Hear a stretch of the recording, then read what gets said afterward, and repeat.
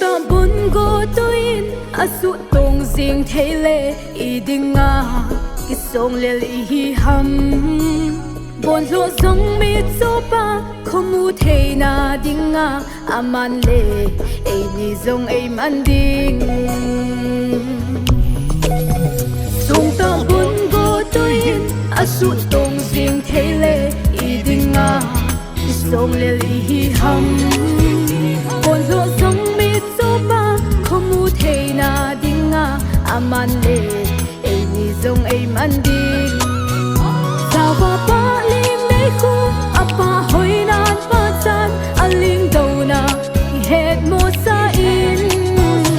I Christine hin khova anom sing del hi in isa kai hi aphat na sang themin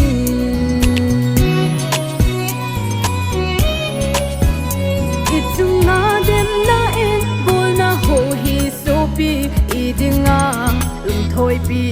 ham khova kunin thimpi asing so chi poye lungdon na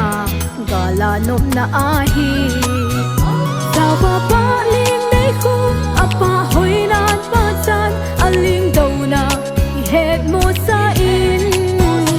I Christine hin khova anom sing del hi in isa kai hi aphat na sang themin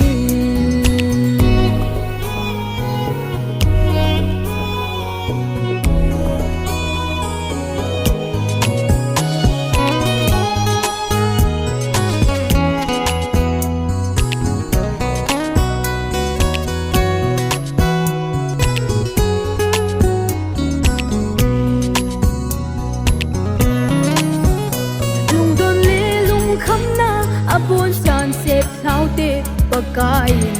ikhan kho agel nai itsam chung zo se a lung oi dan them hiute ta san cha chet na hi lo ham sawa pa ling nei khu apa hoinan pa chan aling dona I het mo sa in I Christine hin khova anom sing del hi in isa kai hi aphat na sang themin zawa pa ling nei khu apa hoinan pa chan aling dona I het mo sa in I Christine hin khova anom sing del hi in isa kai hi aphat na sang the